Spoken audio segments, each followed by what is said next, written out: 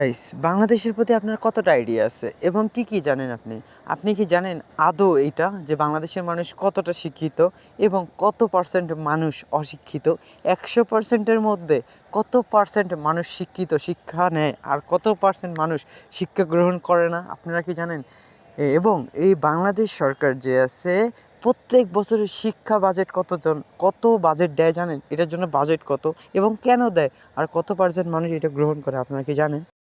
বাংলাদেশের সাক্ষরতার হার ৭ থেকে তূর্ধ্ব জনগোষ্ঠীর জন্য ২০২২ সালের তথ্য অনুযায়ী ৭৪.৬৬% ছিল, যা ২০২৩-২৪ অর্থবছরের সীমাখ্যা অনুযায়ী ৭৭.৯% এ উন্নতি হয়েছে, যেখানে পুরুষদের হার ৭৬% আর মহিলাদের হার ৫৬%।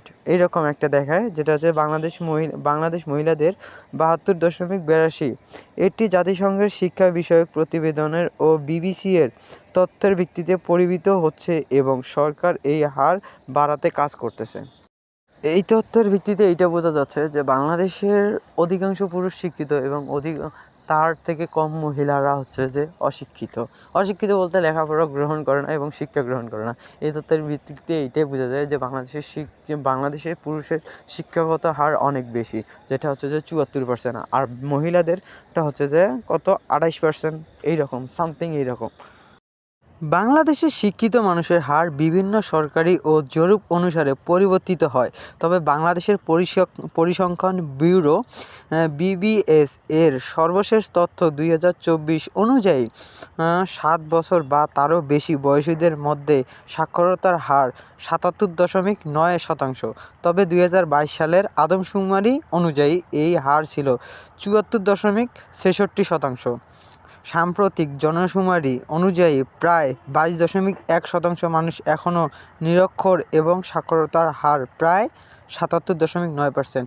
আর এই বাকি পার্সেন্টগুলো, এই মানুষগুলো যেগুলো আছে এইখানে বলা আছে যে ৭৭.৯% মানুষ শিক্ষিত আর বাকিগুলা অশিক্ষিতই রয়ে গেছে। তাদেরকে শিক্ষা ব্যবস্থায় আনানোর জন্য, শিক্ষার আওতায় আনানোর জন্য সরকার কী পদক্ষেপ নিচ্ছে এটা আপনারা জানেন এবং এটার জন্য সরকার বাজেট দেয় কত জানেন? সরকার যে প্রত্যেক বছরে একটা করে বাজেট দেয় শিক্ষার জন্য, এটা কত বাজেট আপনারা জানেন? এটা সম্পর্কে কি আপনাদের আইডিয়া আছে? Wait, I will show you.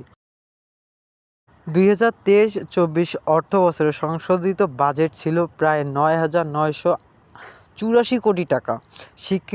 শিক্ষা মন্ত্রণালয়ের মাধ্যমিক ও উচ্চ শিক্ষা বিভাগের জন্য ৪৪,১০৮ কোটি টাকা বরাদ্দ প্রস্তাব করা হয়েছিল, যা ২০২৩-২৪ অর্থবছরে সংশোধিত বাজেট ছিল ৩৪,১৩১ কোটি। এটা কিন্তু ছিল কত বছরে জানেন? ২০২২ থেকে ২৩ বছর, ২০২৩ থেকে ২৪-এর ভিতরে এইটা ছিল, ঠিক আছে? ২০২৪ এবং ২৫ অর্থ বছরে বাজেট দেশের ইতিহাসের সবচেয়ে বড় বাজেট ঘোষণা করা হয়েছিল। Guys, can you imagine? আপনি একটা জিনিস চিন্তা করে দেখেন যে এই বাংলাদেশের ইতিহাসে ২০২৪ এবং ২৫-এর ভিতরে এটা সর্বোচ্চ রেকর্ড করছে যে এত টাকা পরিমাণে বাজেট দিছে। তার বাজেটের পরিমাণ কত ছিল জানেন? ৪৪,১০৮ কোটি টাকা বাজেট।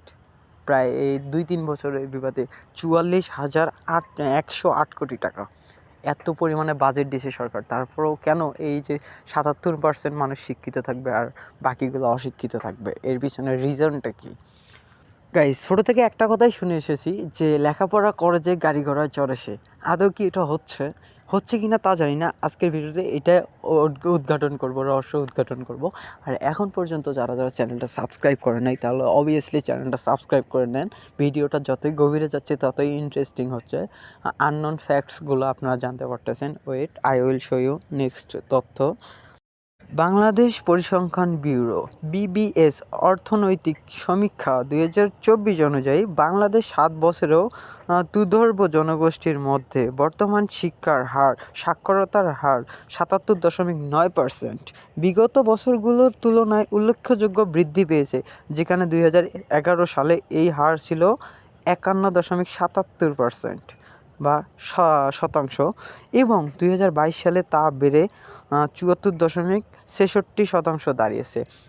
গাইস 2011 সালের তুলনা কত ছিল জানেন? মানে 100টা মানুষের মধ্যে কতজন মানুষ শিক্ষিত ছিল জানেন? 51 জন মানুষ। 100টার মধ্যে 51 জন মানুষ শিক্ষিত ছিল, আর তাদের মধ্যে 49 জন যে ছিল, 49 জনই হচ্ছে যে অশিক্ষিত ছিল এবং তারা শিক্ষার হার পায় নাই বা শিক্ষা থেকে বঞ্চিত ছিল এইরকম। এটার পিছনে রিজনটা কি এটা আমার আদৌ জানা নাই, বাট এটাও উদ্ঘাটন করা হবে। দেখা যাক কী নিউজ আছে আমার কাছে, আমি কী শো করতে পারি এই ভিডিওতে।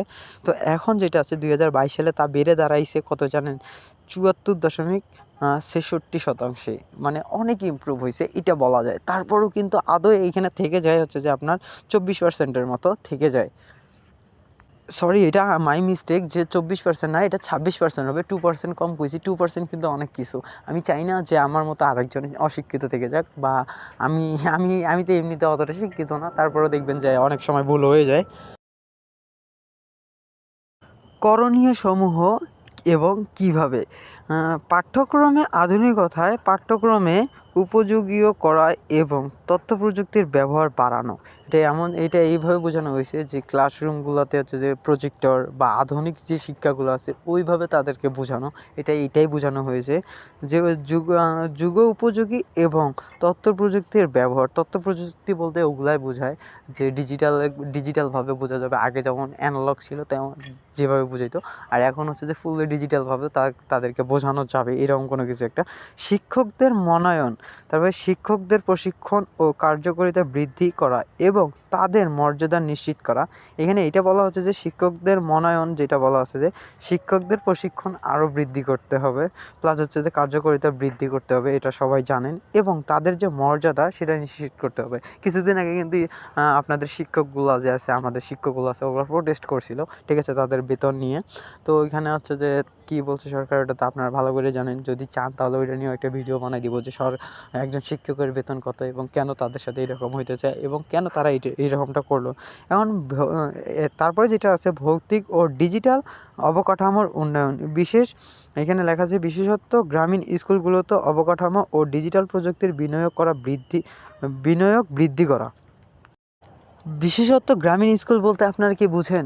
যেগুলো হচ্ছে যে গ্রামে আছে বা হচ্ছে যে এখনও আধুনিক সভ্যতার ছোঁয়া পায় নাই, বা সরকারি বেসরকারি যেগুলো প্রতিষ্ঠান আছে যেগুলো হচ্ছে যেসব জিনিসের প্রয়োজন ওই সব জিনিস থেকে বঞ্চিত। এটাই বলতেছে যে বিশেষ গ্রামীণ স্কুলগুলোতে অবকাঠামো ও ডিজিটাল প্রযুক্তির বিনিয়োগ বৃদ্ধি করা। ওগুলোতে হচ্ছে যে প্রপারলি যেগুলো দরকার সেগুলো দিতে হবে, যেন তারা কোনো কমতি না রাখতে পারে। এই জন্য এই বিষয়টা এখানে বলা হয়েছে যে আপনার হচ্ছে বিশেষত গ্রামীণ স্কুলগুলোতে অবকাঠামো ও ডিজিটাল প্রযুক্তির বিনিয়োগ বৃদ্ধি করা। এগুলো করতে হবে, এটা অবভিয়াসলি করতে হবে, কারণ শিক্ষিত যদি হতে চায়, বাংলাদেশ যদি নতুন জেনারেশন দেখতে চায়, তাহলে তাকে অবভিয়াসলি শিক্ষা গ্রহণ করতে হবে এবং বাংলাদেশকে নতুনভাবে জানতে হবে। এই জন্য এইটা বলা হয়েছে। এখন নিজেরটা যেতে হচ্ছে রাজনৈতিক প্রভাব হ্রাস। এইখানে এইটা বলা আছে, এখানে লেখা আছে পাঠ্যক্রম নির্ধারণ ও শিক্ষা প্রতিষ্ঠান পরিচালনায় রাজনৈতিক হস্তক্ষেপ বন্ধ করা। এটা মানে কি বুঝতে পারছেন? যে যারা শিক্ষিত আছে, স্টুডেন্টদের যেন পলিটিক্সে ইনভলভ হতে না পারে, বা স্কুলে যেন পলিটিক্স ইনভলভ হতে না পারে। এই জন্য এটা বলা আছে যে শিক্ষার মাঝে পলিটিক্স আনা যাবে না। পলিটিক্স এক সাইডে থাকবে, শিক্ষা আর এক সাইডে থাকবে। এই জন্যই বলতেছি যারা শিক্ষা গ্রহণ করতে পারবে তারা পলিটিক্সে যাইতে পারবে না। কী জন্য? তখন তাদের হচ্ছে যে শিক্ষা গ্রহণের সময় তারা পলিটিক্স করতে পারবে না। এটা অনেক ভালো উদ্দেশ্য, কারণ সবসময় তাদের মাইন্ডসেটে এইটাই থাকবে যে তারা শিক্ষা নিয়ে কথা বলতেছে। যা পরে যখন তারা শিক্ষিত হয়ে যাবে তখন তারা দেশ নিয়ে কাজ করতে পারবে, অবভিয়াসলি করতে পারবে। তারপরে লেখা আছে যে সম্মিলিত শিক্ষা কাঠামো সাধারণ ও ধর্মীয় ধারণার মাধ্যমে অসাধারণ বিষয় যেমন নৈতিকতা, ইতিহাস বাধ্যতামূলক করে এটি আরে কী লিখছে, ভিন্ন সাংস্কৃতিক তৈরি করা। ঠিক আছে, এখন হচ্ছে যে নতুন আপডেটে লেখাপড়া করতে হবে, যেটা আছে আপনার তার মধ্যে আছে নৈতিকতা আছে, আপনাদের ধর্মের যে অবলম্বন আছে, ঠিক আছে, নানান ধর্মের মানুষ আছে বাংলাদেশে। এইসব ধর্মাবলম্বীদের সেই উচিত শিক্ষাটা দিতে হবে যেন তারা নেক্সট টাইম গিয়ে ওই জিনিসটা পায় এবং এটা বুঝে, ধর্ম বিষয়ে বুঝে। এইখানে নানান ধর্মের কথা লেখা আছে। ইভেন আমরা যখন ক্লাসে পড়ছি তখনও কিন্তু দেখি আসছি যে আমাদের ইসলাম শিক্ষা বই আছে এবং আদার্স ধর্মেদের ওদের আদার্সভাবে তাদের এক্সাম নেওয়া হয়। ঠিক আছে, আমাদের যখন ইসলাম শিক্ষা পরীক্ষা হইতো বা হচ্ছে যে ইসলাম ও নৈতিক শিক্ষা পরীক্ষা হইতো, তাদের হিন্দুদের ওদের ধর্মাবলম্বীদের অন্যদের দিত, তাদের কোশ্চেন পেপারটা অন্য মানে ডিফারেন্ট টাইপের সাজাই দিত যেন তাদের বুঝতে সুবিধা হয় এবং তারা ইয়া করতে না পারে। এইটার এই এইটার এইভাবেই বোঝানো হয়েছে, ঠিক আছে? আই হোপ যে আমি আপনাদের ভালো করে এক্সপ্লেইন করতে পারছি।